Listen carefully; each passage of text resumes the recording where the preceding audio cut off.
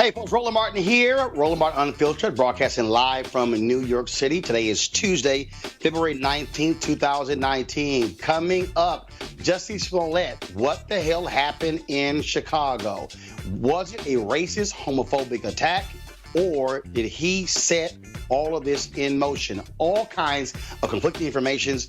We'll have the latest for you, the latest factual information for you. Also, Colin Kaepernick has settled, him and Eric Reid have settled their collusion lawsuit against the NFL. We'll talk with the great sports writer Bill Roland about what this means, and will Colin Kaepernick get signed to an NFL team? Senator Bernie Sanders, he says he is running for president of the United States. Can he get the black vote?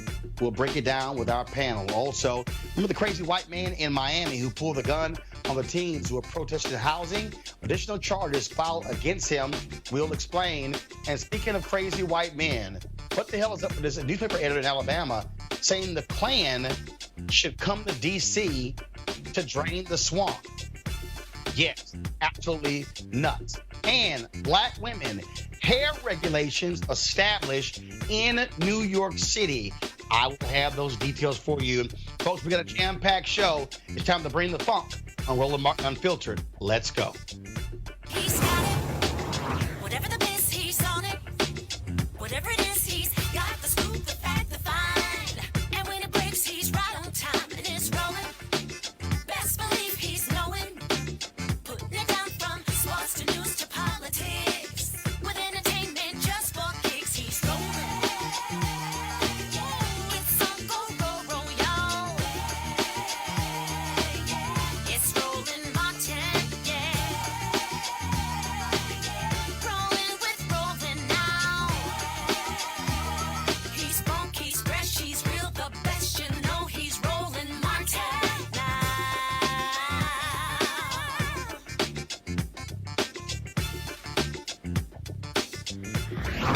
Martin. All right, folks, it was a crazy, crazy weekend when it came to the issue of the Jussie Smollett case. Remember, Smollett said he was initially attacked by two men shouting MAGA, poured chlorine on him, placed a noose around his neck. He gave interviews saying he fought back. Then, on Friday, police arrested two Nigerian men who worked on the show Empire. One of them apparently was a trainer for Jussie Smollett. They were arrested. Then on Saturday, they were released. Then police said they found additional information that changed the trajectory of the case.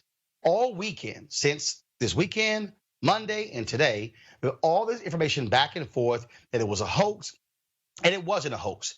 Jussie Smollett has hired the same criminal defense attorney who represents Michael Cohen. He now is not talking to the police. He is communicating with the police through his attorney. Bottom line is this here. We don't know what happened. All these people who are now saying it was a hoax, the Chicago Police Department has not actually said any of that. We've seen some reports also say that the grand jury has been impaneled. They're looking into this. Has Kim Foxx's office, the Cook County State's attorney, has her office confirmed that? No. Has Chicago Police Department confirmed that? No. Bottom line is, we don't know any of this. There's lots of sourcing going back and forth. CNN, ABC News, local folks, BuzzFeed, TMZ, everyone is saying sources say this, sources say that. Now, I made this point on the Tom Joyner Morning Show on yesterday, and that is, folks, we can be patient. Anybody who has watched this show know what we've done is presented the facts as we know them. We have not come out and just gone buck wild crazy. What we've done is presented the facts as we know them. And as we know them right now is, it has not been confirmed by anybody in Chicago police publicly that Jussie Smollett was actually the mastermind of this attack. You also have reporting going on right now from Deadline.com that his role on Empire has been reduced. He is not going to be in the next 4 episodes as a result of this investigation. So again, what we're doing is we are continuing watching this. This is what the attorneys for Jussie Smollett said, quote, As a victim of a hate crime who has cooperated with the police investigation, Jussie Smollett is angered and devastated by recent reports that the perpetrators are individuals he's familiar with. He has now been further victimized by claims attributed to these alleged perpetrators that Jussie played a role in his own attack. Nothing is further from the truth, and anyone claiming otherwise is lying. The police do want to speak to Smollett again. No date has been set when they will sit down. That's what we know as of now. We are not going to engage in speculation, making assumptions. But let me say this, and this is critically important. If all these people who on the right were like, oh, the liberal media ran with this story. No. What the media did was we reported the story based upon the allegation of Jussie Smollett. All the people who are saying today, oh, I knew from the beginning this wasn't true, it smelled fishy. No one knew that as a fact. Our job is to report what he said happened.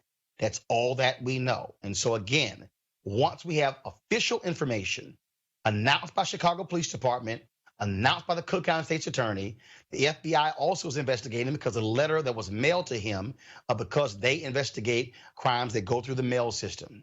We will let you know when they let us know. Let's go to our second story. Colin Kaepernick has settled his lawsuit that took place on Friday with the NFL. Well, he and Eric Reed sued the NFL, alleging collusion based upon them being kept out of the NFL as a result of them kneeling, protesting police brutality. Since that took place, Eric Reed has been signed, played last year with the Carolina Panthers. In this offseason, he signed a 3-year contract. Colin Kaepernick has yet to be signed by an NFL team. The question is, how much did both of them get? We don't know. Mike Freeman, NFL writer, has speculated, based upon his sources, it's anywhere from $60 to $80 million. Others say it's not as much. They've all signed a non-disclosure agreement. We don't know. His attorney, Mark Garagos, released a statement saying that there will be no commenting on exactly what this settlement was, but it still is a huge, huge deal that this settlement was made. Joining us right now is Bill Rhoden, longtime columnist, sports writer for the New York Times, now also writing for The Undefeated. He is the author of the book of $40 Million Slaves. Bill, glad to have you on Roland Martin Unfiltered. Hey, Roland, how you doing, man? Always great to be with you. Yes, sir. So just your thoughts on the NFL agreeing to settle this lawsuit with Colin Kaepernick. Folks like me say Kaepernick, his attorneys, they had the goods on the NFL. The NFL was still getting bad publicity with black celebrities refusing to participate in the Super Bowl. They want this off of their radar. Yeah, you're right, Roland. But they want this to go away. And I also agree with you that I think the last thing the NFL wanted was, forget what the collusion case. They didn't want this sensitive internal documents that may have not had anything to do with that. They didn't want that stuff up in public domain because no telling what that disclosure was going to find. So you're right. They want this stuff to go away, and they wanted Cap to go away. Now, the big question, I don't know how you feel about this. I have a sense that maybe part of the thing is some team might reach out to him. I guess the question at that place becomes, does he take it? Does he take the bait and play, or does he hold a press conference and say, listen, I've had my run. I've got CTE concerns. And there was a time when I played football. I was really good at it, but now I'm moving on. And so you don't. Well, according to his attorney, according to Mark Garagos, Bill. Unlike Ali, who came back and was, Ali's legacy really grew when he came back. But remember, I don't know if that's going to be the case with Kaepernick, because it's a team sport. So I guess the question becomes, if they do offer him a tryout, does he take it? But I think at this point, he won. He started a movement. There's nothing they could do to take away his legacy. The question is, does he play? And I guess if I were kind of him, I don't know. I know he loves to play the game. He probably wants to play. He could use that great NFL platform to further his causes. I get that, but I also think it would be noble to say, you know what, I'm I've got more stuff to do, and I'm moving on. Well, I'll tell you, Bill, his attorney, Mark Garagos, has said he wants to play. Over the last couple of years, I've communicated with Colin Kaepernick. We've talked in person. We've also texted back and forth. I know that he does want to play. Remember when he had his deposition in Houston in front of the late Texans owner Bob McNair, where he wore the shirt Kunta Kinte. The day before, they dropped the video of him working out at a stadium there in Houston. He and I communicated on that particular day as well. The only thing, we've texted since this settlement has also been announced. And I do believe that Colin Kaepernick wants to play. And here's the other piece. The NFL, although they have done this settlement, yes, although they have done this settlement, they're still not off the hook from the public. Because remember, a lot of the protests from people like me who chose not to watch NFL games, who chose not to wear Houston Texans gear, was because they were denying Kaepernick an opportunity. I think the settlement was one part. The other part is, will an NFL team offer him a chance to come into camp and compete? The NFL has to still get over that hurdle, Bill. Right, exactly. And again, the question is, if they do come, and depending on who comes, does he take it? Because as you know, Roland, every job ain't a good job. True. Unless he's looking at this as a much larger thing that, the NFL is a tremendous platform. And, if he's with an NFL team, that's a great vehicle to mobilize not only football players, but continue to mobilize all athletes. Because, you talk about Bernie Sanders. We've got, I think the one person who POTUS 45 fears is a guy like Kaepernick, who's outside his reach. And this person can mobilize a type of opposition that could be very, very influential and very, very damaging. So I think there's a lot of stuff in play. I mean, I'm really fascinated to see what's going to happen in the next 2 to 3 months. All right, then. Bill Roland, I appreciate it, man. Always love your work. Thank you very much for joining us. All right. Take care, Roland. All right, let's bring in my panel right now. Joining us, of course, there in Washington, D.C. I'm in New York. Julian Malveaux, economist, president emerita, Bennett College. Malik Abdul, Republican communications consultant. And Dr. Cleo Monago, social political analyst and activist. I'll start with you, Cleo. It's been very interesting looking at social media and some of these people trying to call Colin Kaepernick a sellout. First of all, let's understand. Colin Kaepernick never said, I'm not going to settle, I'm filing this lawsuit, and we're going to publicly release all documents. First of all, Cleo, when somebody files a lawsuit, a settlement is a real possibility. This is no different to me than when a black family, their son or daughter is killed by cops, and they reach a financial settlement with the city or the county or the state. I mean, and so I think it's idiotic for these people to call Colin Kaepernick a sellout because he settled. None of us didn't have a career. He was suing, spending his own money. And so if he felt the settlement was a fair offer, I think it's nuts to call him a sellout. Well, Roland, you know that some of these people don't have a life and they do nothing but find new opportunities to call people a sellout, usually behind some kind of anonymous, we don't even know who half of them are who doing these accusations. They just need a life because it's insane to call Kaepernick a sellout. The man sacrificed a career that he loved and was good at and built to stand up for black folks. How are you going to call somebody like that a sellout? So that's ridiculous. But my question is to black folks watching, is the NFL worth our investment and our time? Because it's clearly a racist institution. I want to reiterate that the reason we're talking about Colin Kaepernick is because he couldn't get hired because he stepped up for black folks and was whiteballed as a result of that. So my question is to the community, is football worth it now that we know clearly without any question that it's a white supremacist, racist institution that has no respect for black men? And I like Roland's title of his book. It was like $40 billion slave. That's an appropriate title for his book. Yeah, Bill Roland is Julie. Here's the piece, Julianne. Here's the piece.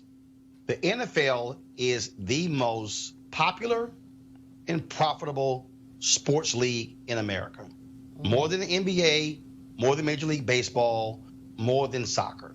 You just look at the AAF, this All-American Football, this new minor league development league.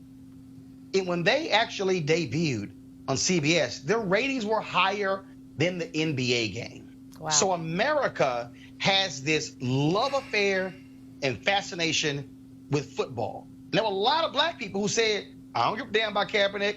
I'm not going to stop watching. I'm not going to stop wearing my gear. Same. That's the hold that football has on people in this country. Well, you know, the hypocrisy, Roland, we're here in Washington, D.C., where the football team, the Washington, D.C. football team, is named after dead Indians. And black people who would not watch a team that was called the N-word still gleefully put on those dead skin, I call them the dead skins, put on those dead skins paraphernalia and deal with that. Bill Roland is basically a genius when it comes to looking at this, because he's really talking about, and Harry Edwards is another who studied sports, and this is gladiator city. This is what used to happen to us back in enslavement, when they put big brothers up against each other and watched them basically decimate each other. I hope that Colin Kaepernick takes his money, enjoys his money. I know he loves the game, but quite frankly, we're now learning more and more about head injuries, concussions, early onset Alzheimer's, all this stuff that's a function of the number of concussions that people have in football. He has done us a tremendous service. And Cleo, I mean, I crack up when I read the stuff that these, people who, as you say, have no lives, nothing to do, and so they're talking about he's a sellout. Well, anytime you go to court, here's the deal. You can win and you can lose. Collusion is almost impossible to prove. But the fact is that he was going to shine some light on the dirt in the NFL, and that's why they settled. This is a predatory capitalist organization that is in bed with the so-called patriots, has had contracts, money from the Department of Defense. We pay, the United States, our taxpayer dollars pay to play that Star-Spangled Banner and all that nonsense. And it only started really after September 11th of 2001. And so let's just be clear about that.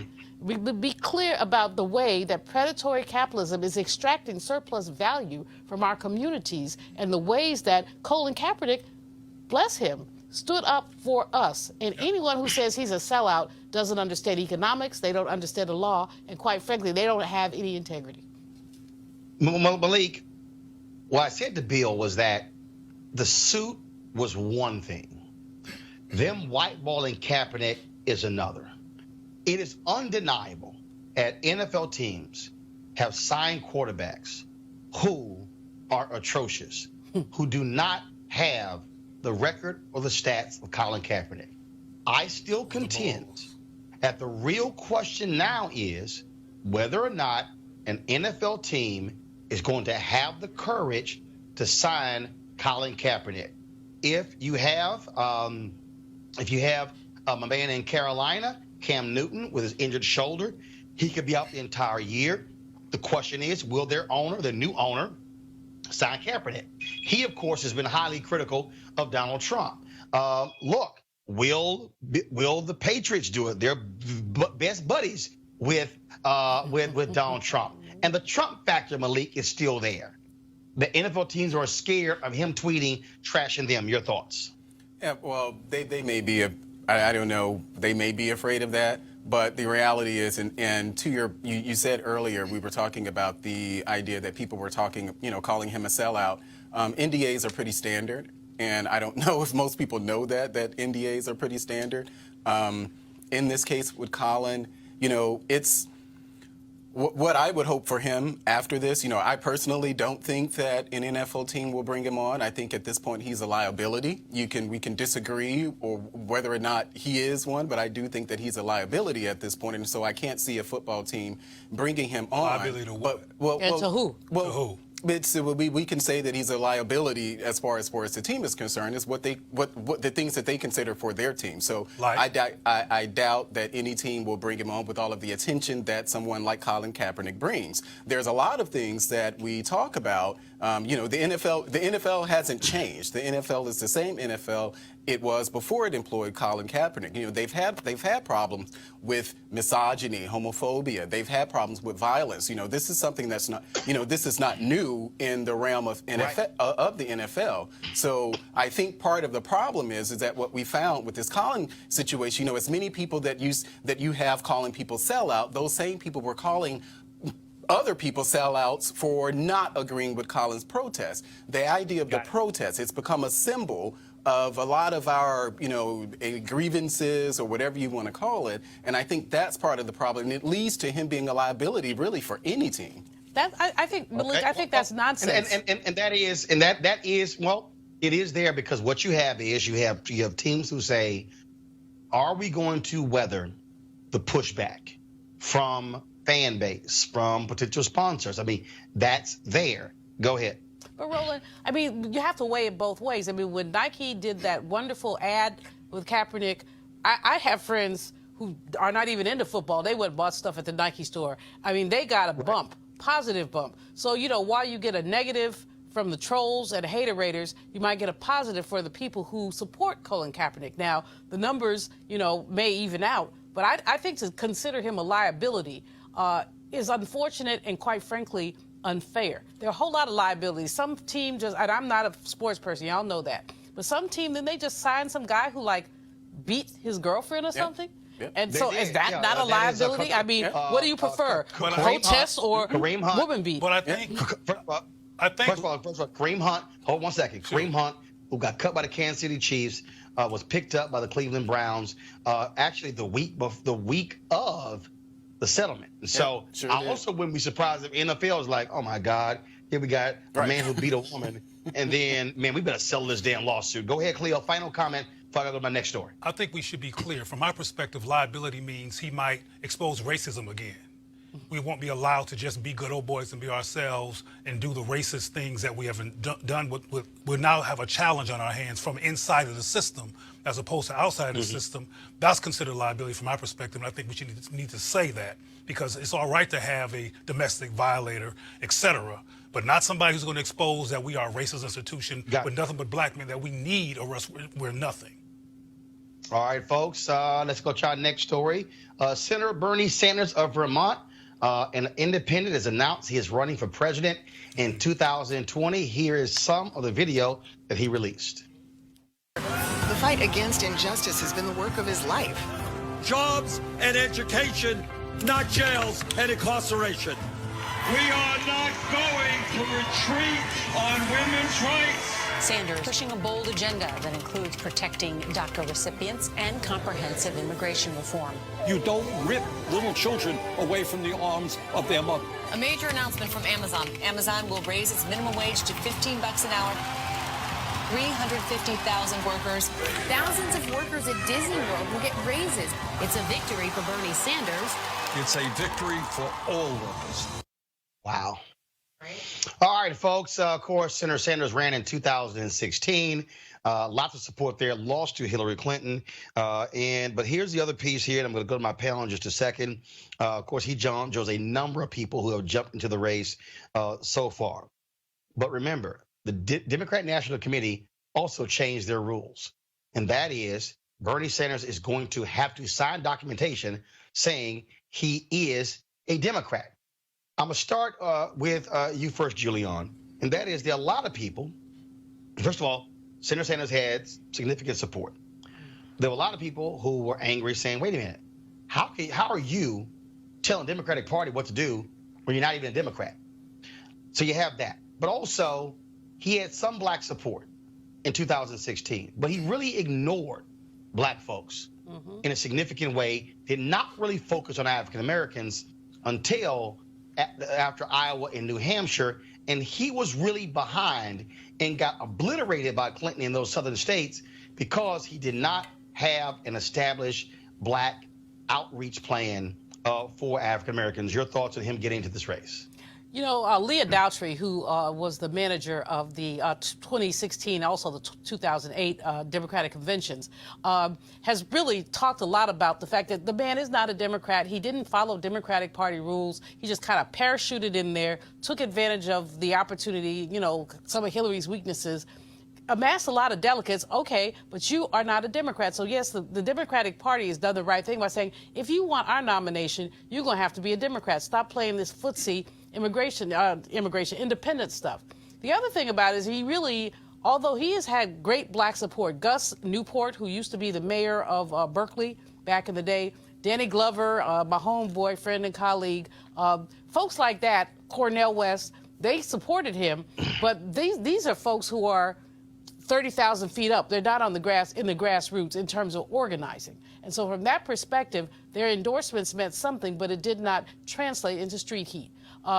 People liked his ideas and had antipathy for Hillary, but with the new crop of candidates, Kamala, Cory Booker, you know, Amy Klobuchar, the shine is off him.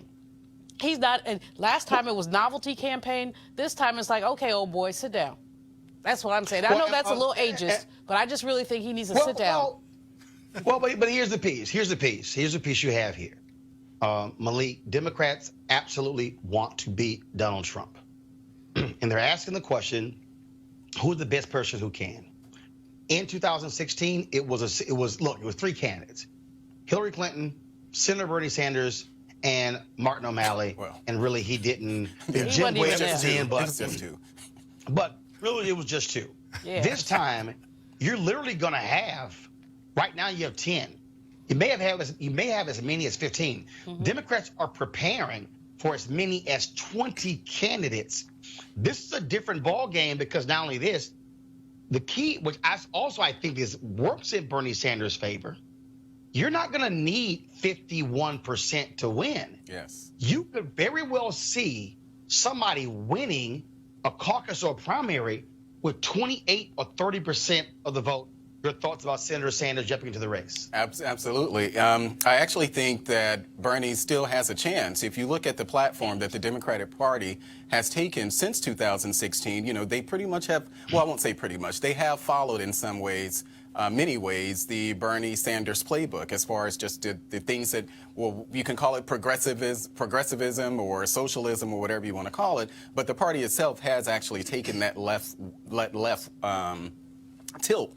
And Bernie, I think Bernie in many ways is responsible for that. To your point about the number of people in the campaign, I think it's awesome. I think it's great. You know, just like last time around, I think we had about 15 or so candidates. Whittle it down. Donald Trump ended up becoming the candidate, the nominee. I think that same thing happening on the Democratic side is very good. You know, for people like me who was a Democrat in 2016, you know, I knew that Hillary Clinton was not an option. So I did see someone like Bernie coming along. He really did excite a lot of people who had decided that they would under no circumstance support Hillary Clinton. I think you're going to have some of those same people now still gunning for Bernie, but when you have all of the people that you said, you know, and don't, you know, I think we just heard something about Joe Biden is still maybe considering entering the race. I think it's going to be interesting. But a point about Kamala Harris is that I think what I heard on the way here is that within 4 hours, Bernie Sanders raised more money than Kamala Harris did in her first, 24 or 48 hours. So although people are kind of dismissing Bernie, I wouldn't hold him out. I wouldn't dismiss him so easily. Look, here's the deal, Cleo. Senator Bernie Sanders, out of all the candidates who are running, he begins with a national donor base. $14 million. It's new, and it's new and fresh. But here's the deal. What I also understand, Cleo, that it's always not about money. I go back to Senator Phil Gramm when he ran for president, spent a ton of money, and I think he got one delegate. John Connally, who was governor of Texas. Right. Governor of Texas. Tons of money, didn't get much. Governor Jeb Bush in 2016, same thing. Yep. The difference this time around is that the sheer number of candidates and the map is different. It's no longer Iowa, New Hampshire, Nevada, South Carolina. Early voting in California. will have started before the folks vote in Iowa, Cleo. And so we're looking at a totally different landscape in 2020 than we did in 2016. Cleo, go ahead. I was going to mention before you said it that, or you implied it, that I don't care how much money Bernie Sanders raised, he's seen as a hippie that's kind of over the hill. I agree with Dr. Malveaux in terms of the shine being off of him, but I don't think his goal is to be president. I think his goal is to do what he kind of did when Hillary ran, was being influenced, to be a so-called progressive force in the context of running for presidency. And the people that will win will be able to say, or somebody will conclude that Bernie was an influence in terms of wages, et cetera. I don't believe he plans on being president. And I'm also not surprised at all he raised so much money. I mean, he is a white man in the United States of America. So I mean, they tend to. But Kamala raised a lot of money within 48 hours. So Yeah, but not as much. But she's not Bernie. My point was, let me finish my point real quick, because I'm really literally milliseconds from being finished, is that I understand that Kamala raised so much money, but you also make the point, Malik, that not as much money as Bernie did. And that's my point. And because he has a certain level of optical privilege and initial impulse privilege. But when the dust clears, I don't think he has a chance. You know, it's really interesting that Biden is, I think he's going to get in, and I think that Biden can raise and outdo anything that Bernie can do. Yep. And the question really becomes for Democrats, frankly, who can beat 45? And as we parse through this, a white man is likely to be the one. I mean, I hate to say that. I'd love for, a woman or a person of color, a black person really, to be the nominee. But I think that, given the demographics and the resistance to demographic shifts, that Biden is one who can trump Bernie in a heartbeat. No. Here's. Let me say this here, and this is the most, and this really is, and I understand your point, but the fact of the matter is this here: age is going to be a factor. Oh, yeah. Joe Biden, 76. Bernie Sanders, 77. Running a national campaign, traveling around the country. Yes, Donald Trump is obviously 72, who's running. But the real thing here, though, is that when you run for president, it reveals something else about you that a statewide campaign does not. It's a different animal. 2016. Many people felt the top two candidates who were going to emerge, the top three candidates were going to be Governor Jeb Bush, Governor Tim Pawlenty, Governor Scott Walker. The first two people to drop out was Tim Pawlenty and Scott Walker. And so what you're looking at here is going to be different constituencies. Amy Klobuchar, Senator Kamala Harris, Senator Cory Booker, Elizabeth Warren. Will Senator Sherrod Brown get in the race? Senator Elizabeth Warren. You have the mayor, I forgot his name right now, of Notre Dame, the governor of Washington State. You got a lot of different people who are running. And so the question then becomes, what kind of campaign do you put together? How do you connect? Can Joe Biden explain his support for the 1994 crime bill that he wrote? Can he explain his close ties with the financial sector in Wall Street and the credit card companies, being the senator from Delaware? And so it's so many different things. And the beauty of running, you got to prove it. Nobody's going to hand this to you. You're going to have to run, and you got to prove it. And so we'll see what happens. It's going to be fascinating. I do believe, though, that I think 4 more candidates are going to jump in. I still believe only 14 to 15 are going to run. I'll be shocked if it gets to 20. But what then happens if Beto O'Rourke runs? And so it's a whole lot of stuff. Guess what? We got about 15 months to talk about all of that. And so right now, we're going to move on to our next story, and that is being here in New York City. How many times have we done stories talking about black women who've either been fired or run off from their jobs because of their hair?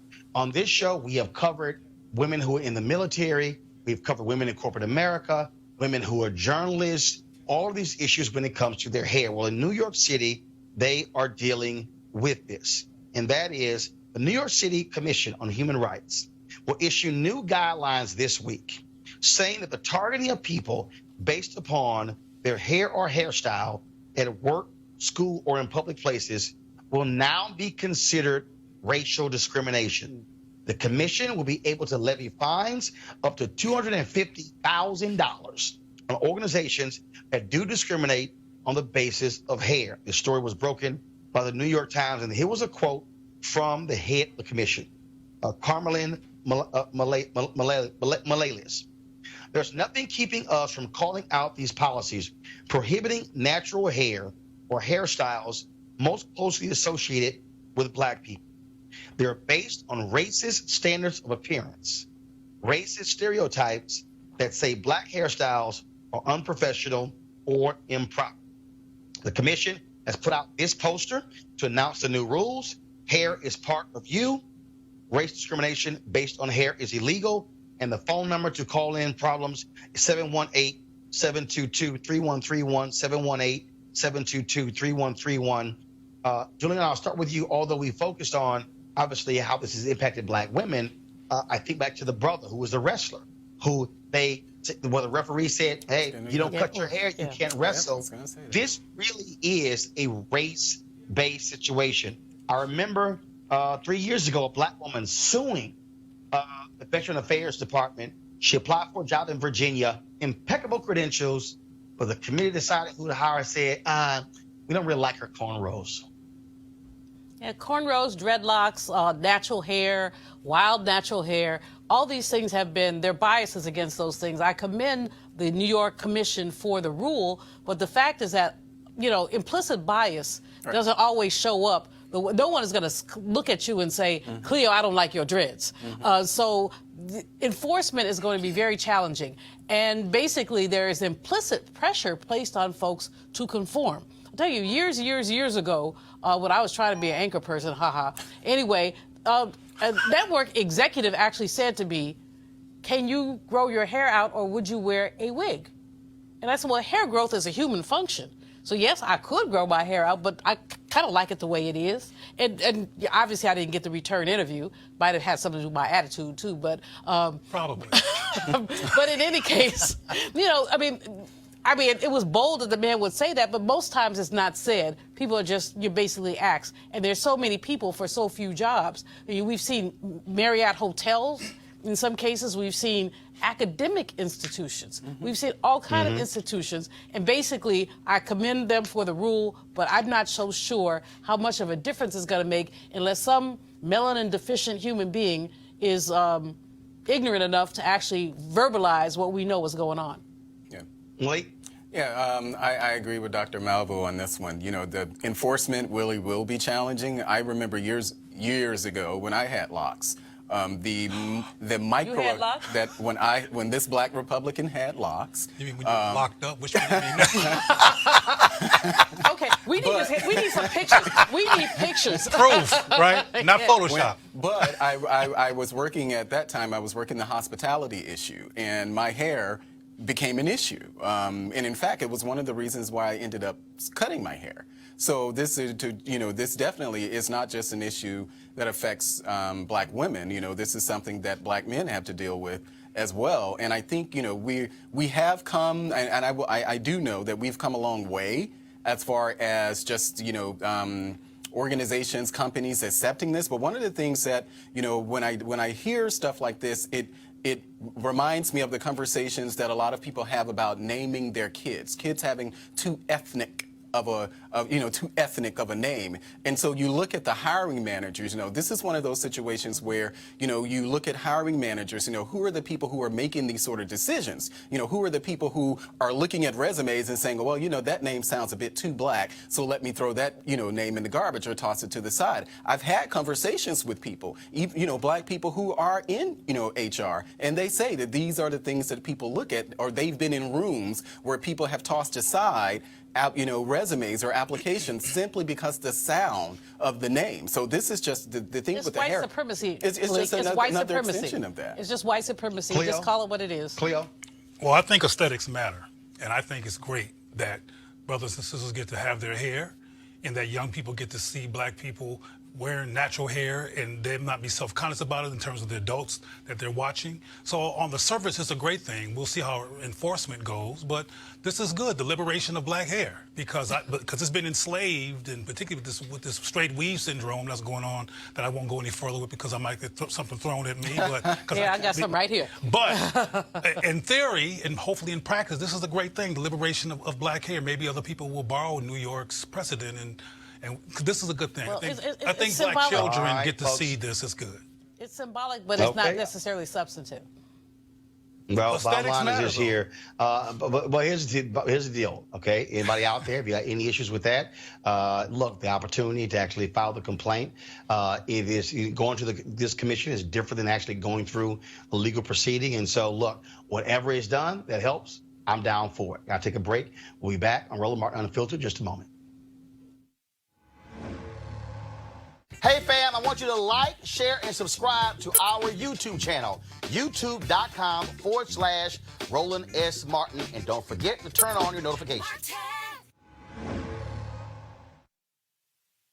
All right, folks, here's a word from one of our partners, the International Pastors and Leadership Conference, where thousands of entrepreneurs, leaders unite from all across the globe on April 25th through 27th in Tampa, Florida. Over the span of 3 days, you will glean deep insights on how to catalyze the greatest impact in your areas at this highly anticipated leadership conference. Now, whether you're a CEO or an attorney, get ready to elevate your effort to impact people, processes, and workflow, investments, marketing and advertising, communication, and more. The International Pastors and Leadership Conference will equip you to make a positive impact in today's cross-generational environment. Bishop T.D. Jakes, of course, the founder and visionary of the International Pastors and Leadership Conference, will lead this year's leadership conference. Joining him is a phenomenal team of thought leaders, speakers, and entrepreneurs who are called to change the world. Folks, you should be there. It's taking place at the Tampa Convention Center, again, April 25th through the 27th. It's inspired by Bishop T.D. Jakes' New York Times bestselling book, Soar, Build Your Vision from the Ground Up. The International Pastor and Leadership Conference will expand upon leadership and entrepreneurship strategies, among other themes. And now here's some of the speakers: Bishop T.D. Jakes, Corey Anthony, Pastor Teray Roberts, Pastor Craig Groeschel, Robert Brown, Bishop Dr. Pat McKinstry, Cynthia Marshall, Bishop Walter Thomas, Brett Fisher, Dr. Anita Phillips, Pastor Miles McPherson, Bishop Noel Jones, Reverend Tony Lee, Dr. Antipas Harris, Marquise Bone. Here's how you can register. Go online at pastorsandleaders.org, pastorsandleaders.org, or text PL now to 28950. Again, text PL now to 28950. You can also call 1-800-BISHOP-2. That's 1-800-BISHOP-2. Again, Bishop T.D. Jakes, the International Pastors and Leadership Conference, taking place in Tampa, April 25th through 27th. We certainly appreciate Bishop T.D. Jakes putting his money where his mouth is and being one of the partners right here with Roland Martin Unfiltered. All right, folks, let's talk about the story out of Miami. You might remember us covering this story. A group of black kids involved in a housing protest. They were riding their bikes downtown Miami. White woman gets all mad, upset, jumps out her car, accosts the student. She says one of them drove a bike across her foot. Well, then her crazy white man gets out his car, waving his gun. He gets arrested. Well, guess what? That guy, Mark Bartlett, has had additional charges slapped on him and will face a longer sentence if convicted. The state has classified his actions as a hate crime under Florida law. Now, his lawyers say the additional charges are politically motivated. Attorney Marwin Porter of the Cochran firm has filed a civil rights lawsuit against Bartlett on behalf of at least 4 of the teens. He told the Miami Herald, quote, "Based on what is readily apparent by the video, Mr. Bartlett intended to intimidate these children by his words and with a weapon. That type of conduct cannot be tolerated." Malik, is real simple. If it kept his ass in his car and not got out waving his gun, he wouldn't be in trouble.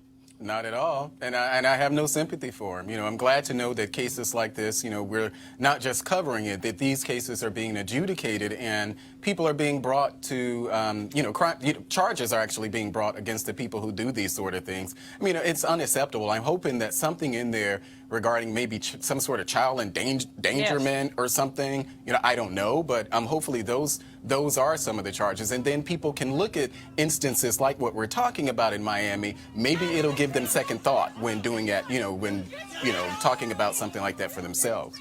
You know, the real thing here, Roland, Julian, these cases need to be adjudicated. Absolutely. But even more than that, you know, the perception of black children as dangerous is what's really frightening here. We've seen a police officer, I believe that was I forgot where it was, maybe it was in Florida, grab a young sister by her braids and drag her. We saw a 12-year-old Tamir Rice being killed. Yep. The perception of black children as being other. If a white person saw a bunch of white kids playing with their bikes, they probably smile and say, oh, isn't that cute?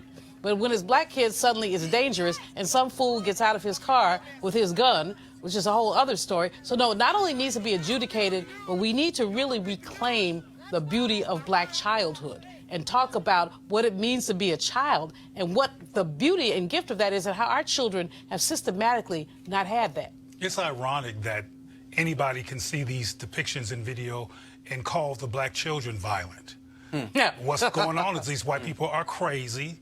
They got sociopathic and psychopathic challenges, and they need to leave our kids alone. They're the one with the problem. They were just riding the bicycle. So I want to challenge that narrative. And I understand what Dr. Malvo was saying, because I know it's true that people claim they see black children as dangerous. But there's a psychological piece here. White folks in this age, many of them, see black people as a threat. Yes. A biological threat, a geographical and ethnographic threat. And part of what's going on here is resentment toward the concept of them being outnumbered, outpowered, outbalanced, and they're taking out on innocent babies because they're afraid of some of the adults unless they have a gun. But, see, but it's like, take it out on us, Cleo. You know, I want somebody to come step to me. Although with my advanced age, I'm not supposed to be fighting anymore. But in any case, I want somebody to step. Don't step to our children. These are children. They're babies. They're innocent. Right. They don't deserve that. That's what is so frustrating about this. They're not step to them because of the logical things that you're saying, Malvo. They're going to step to them and do what they have been doing because we live in an anti-black society where there has not been effective intervention. And can we just remember now, speaking of who needs to be stepped to, this fool in Alabama. Oh, please. The editor and publisher of a small-town Alabama newspaper thought the world said needs the KKK even more so. Y'all check this out. Yep. This is what was written. Time for the Ku Klux Klan to night ride again. Democrats in the Republican Party and Democrats are plotting to raise taxes in Alabama. They do not understand how to eliminate expenses when money is needed in other areas. This socialist communist ideology sounds good to the ignorant, the uneducated, and the simple-minded people. People who do not understand the Constitution do not like to be responsible. Slave, just freed after the Civil War, were not stupid. At times, they borrowed their former master's robes and horses and rode through the night to frighten some evil doer. Sometimes they had to kill one or two of them, but so what? This is the same. So what used when Democrats got us into World War I and World War II. Then they got us fighting in Korea. Next, when the industrial Northeast wanted more money, it got us in the Vietnam War and now into the Middle East War. If you haven't noticed, they did away with the draft so their sons would not have to go into battle. Seems like the Klan will be welcome to raid the gated communities up there. They call them compounds now. Truly, they are the ruling class. Now, guys, you didn't give me this guy's name in here.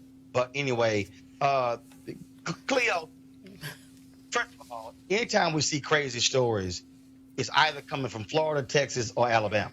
And not Mississippi. Well, we get Mississippi in there, too. Come on now, Miller. Mississippi, goddamn, okay. There's some stuff that occurs in Mississippi. But for this fool to say we need the KKK to ride in D.C., clean up D.C., I mean... Cleo, go ahead. Roland, the man's name is Goodloe Sutton, just for the record. Goodloe Sutton, and newspaper is a Democrat-reporter newspaper in Linden. So he needs to be called out. Goodloe Sutton. He likely will be called out, but just like Steve, what was Steve's name who got censored with the Congress? Steve something? Oh, yeah, King. These people are just taking every opportunity they can in the age of Trump to say what they want to say, and we're going to hear more. And my concern is that when we go off on these people and try to silence them, that we're silencing a phenomenon that we need to actually address because they're not going anywhere. They're here, and they're actually saying they exist, and now we can't deny it anymore. Like I've said before, which pisses some people off in terms of Trump, he's a gift that keeps on giving in terms of black people being in a coma about what's really going on in this country, and now we have to face it because it's not possible to deny. Can I just say... Let me real quickly, Malik, just because. If we look at Tulsa, Oklahoma in 1921, there was a newspaper who actually had a headline, Roland, that said, "To lynch a Negro tonight." So Dick Roland, who simply bumped up against, what was the girl's name? Sarah Page. It was a bump. It was a jostle. Yeah, I know. They decided the newspaper was active in advocating for this man's lynching. So this guy comes out of a long line of advocacy, pro-white journalism, and we can't forget about that. Yeah, well, I don't think... Malik, go ahead. Malik, go ahead. Yeah, I don't think this has anything to do with Donald Trump. This guy was who he was before there was a Donald Trump. He's a racist, and let's just be clear. But how many times have we seen these kind of we're talking about this guy and the things that he said. I don't know if any parallel to calling for the KKK. And the problem that he has, I mean, he has his own version of history here. The KKK did not bring law and order. The KKK, the Ku Klux Klan, they were racist. They killed black people. They didn't. What he's suggesting that the KKK should come to Washington and bring some sort of order to Washington is he must be talking about death because those are the things that the KKK did. But don't deny that Donald Trump said. One second. I will correct you, Malik, when you say the KKK did not bring law and order. Actually, they did because individuals who were sheriffs and police chiefs and governors and mayors and city council members and CEOs were KKK members. And so we know that to be absolute fact. All right, folks, got to go to a break. We come back. We're going to talk about the American worker and what's really happening when it comes to black wages. That's next on Roland Martin Unfiltered.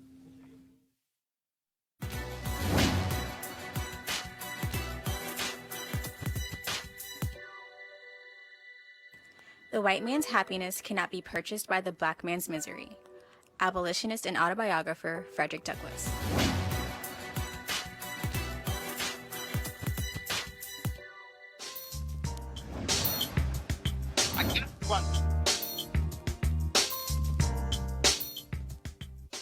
All right, folks, HBCU Giving Day. Our school is Bishop State Community College, founded in 1927, located in Mobile, Alabama. If you want to support Bishop State Community College, please go to bishop.edu. That's bishop.edu. Okay, folks, a lot of us out there want to be healthier in 2009. We want to change how we look. We want to live healthier. We want to lose weight. We want to have more energy. And so, I'm just like you. For me, it's all about improving my golf game, trying to get my handicap from 6.7 down to a 2, which means improving core, also having greater flexibility. So one of the things that I did was begin the year with the D-Herbs Full Body Cleanse. Lost about 18 pounds doing so. And so now it's about maintenance, about continuing to be on that path to better living, healthier living, and feeling a lot better. And so the D-Herb Cleanse allows for you to be able to do that. Not only go through the cleanse, but also go through a regimen of maintaining your weight loss goals after you've gone through the full body cleanse. If you want to do that, what you should do is go to dherbs.com, or you can call 1-866-4D-HERBS, 1-866-4D-HERBS. Use the promo code ROLAND.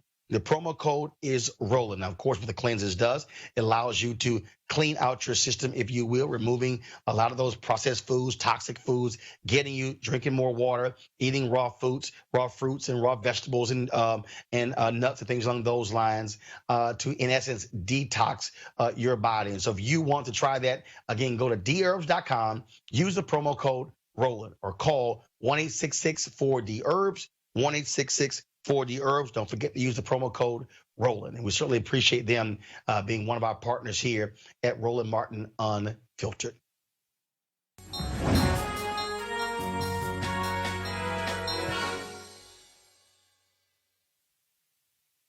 Okay, folks, right now we're going to talk about a new series that we're launching, a new segment called The American Worker. What we have seen over the last number of years, and we've talked about it on this show, the attacks on unions, but also we have now seen, based upon Lee Saunders of AFSCME, being on our show last week, talking about the increase, the rebound of unions as well. But we're still seeing job losses. We're still seeing automation. We're seeing wages, how all that impacts the American worker, especially African Americans. And that was a story that actually caught my attention over the weekend, where the Brookings Institute had a particular piece that dealt with the issue of wages and dealing with racial discrimination and how they impact us. This new report also, so I saw that particular piece. And then we have this report from the Hamilton Project. And so we have right now one of the authors of the Hamilton Project, Bradley Hardy, is a PhD economist from American University. So we certainly want to thank Dr. Hardy for being with us. And so we talk about how is the issue of racial discrimination, Doc, impact where you live, the kind of jobs that are available, and what that particular pay is. Yeah, so Roland, great to be with you. And, you know, one of the things that we looked at in this study is that it turns out to matter quite a bit where you're growing up, where you're born. And this actually kind of weaves nicely into your last segment that local policymakers have a lot to do with how they fund the education system, how they fund the workforce system, whether and how they push for minimum wage hikes. And so Black workers are out there working quite hard, just like other Americans.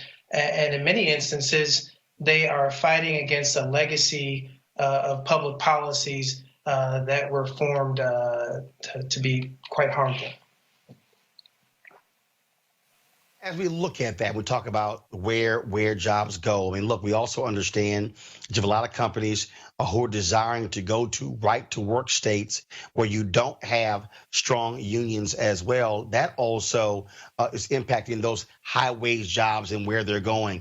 You also saw what just happened with Amazon, where they pulled out of New York City because of the pressure that they were getting, because people were saying, hey, are you going to pay a livable wage? And also, why should taxpayers be forking over $3 billion in incentives to get a company that is the most profitable country, the biggest company in the country, and Jeff Bezos, the owner, is the richest man in the world. They were saying, why do you need $3 billion in tax breaks to move into an area?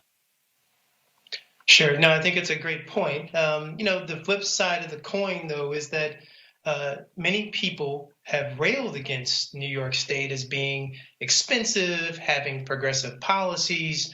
One other way to view this is that they were really on the cusp of closing this deal.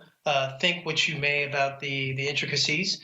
And so I think it actually does blow a hole in the notion that states with higher minimum wages, some progressive economic policies can't attract high quality employers. I think that many of the drivers are going to be skilled workforce populations to draw upon. Amazon can't do what it wants to do if it doesn't have a great battery of high quality workers to draw upon. So, I think your point stands. I think businesses are going to do what they do. They're going to maximize profits, right? No doubt about that.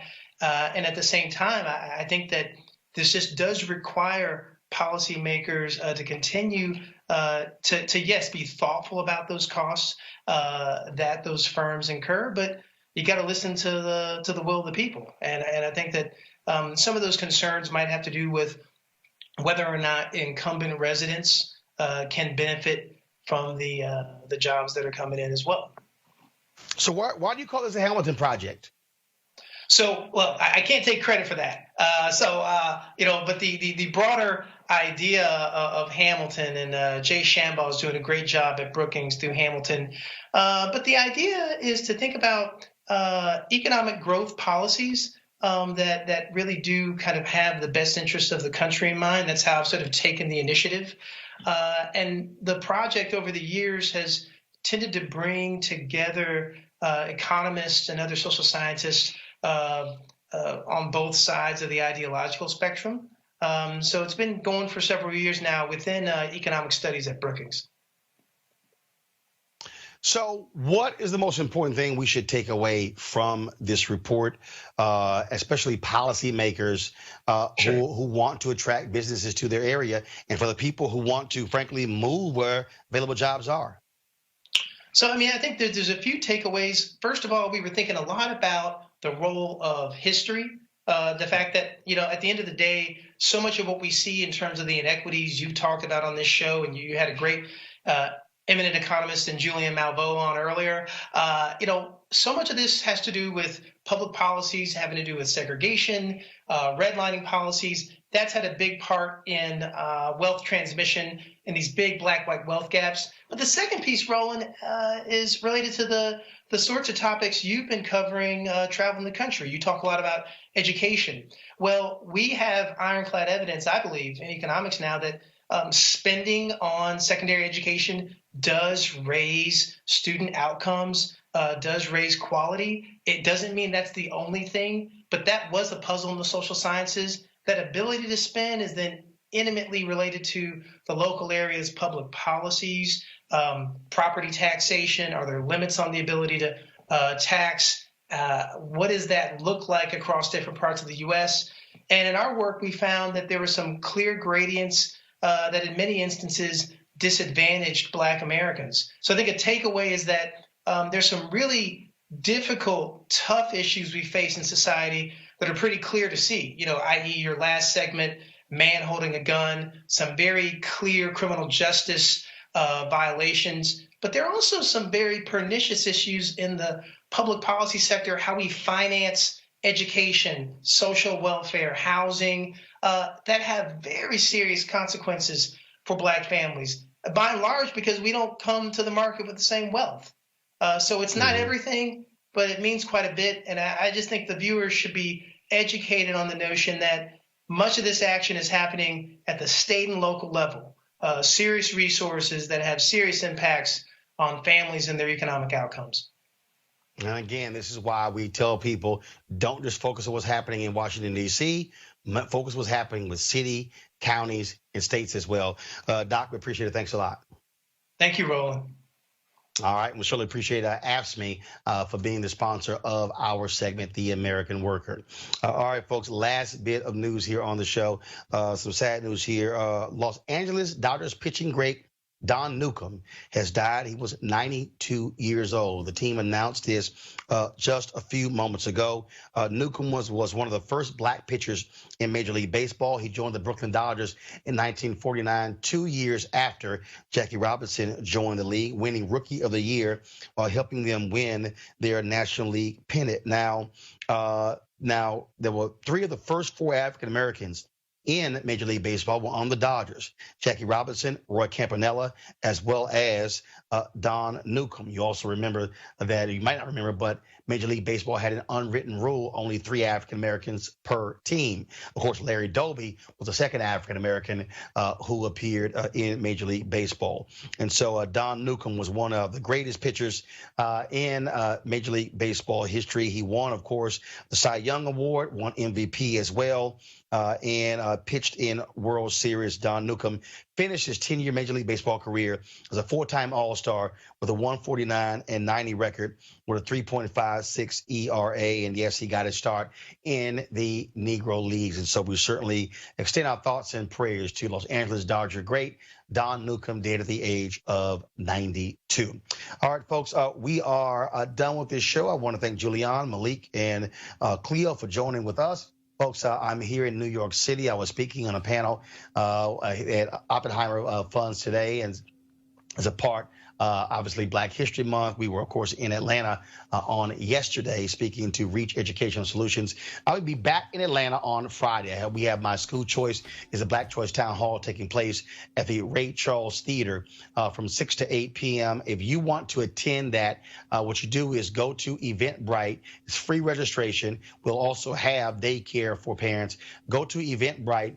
Simply type in school choice is the Black choice and be able to register to attend our town hall. Our discussion is about educational options for African Americans, also about Black folks who want to open, start, launch, control, own their own charter schools as well. And so we'll have that conversation in Atlanta on this Friday. And so I hope you guys please do that. Also, I want to thank for all of you who watched our Chuck D interview on Friday, the interview yesterday with Auntie Congresswoman Maxine Waters as well. And coming up, we have more one-on-one interviews with Devon Franklin, Erica Alexander, Erica Ash, as well as Zalah Haneo. So we got some great interviews coming up right here on Roland Martin Unfiltered. And for you to make all of this possible, we want you to join our Bring the Funk fan club. So simply go to RolandMartinUnfiltered.com, RolandMartinUnfiltered.com. You can join our fan club using Cash App, using PayPal, using Square. All of those available opportunities for you. You can give one time, you can give monthly, all up to you. And our goal is to get more of you, of course, signing up for Roland Martin Unfiltered. That's it for me. I got to go. I'll see you guys tomorrow from Washington, D.C. Holla!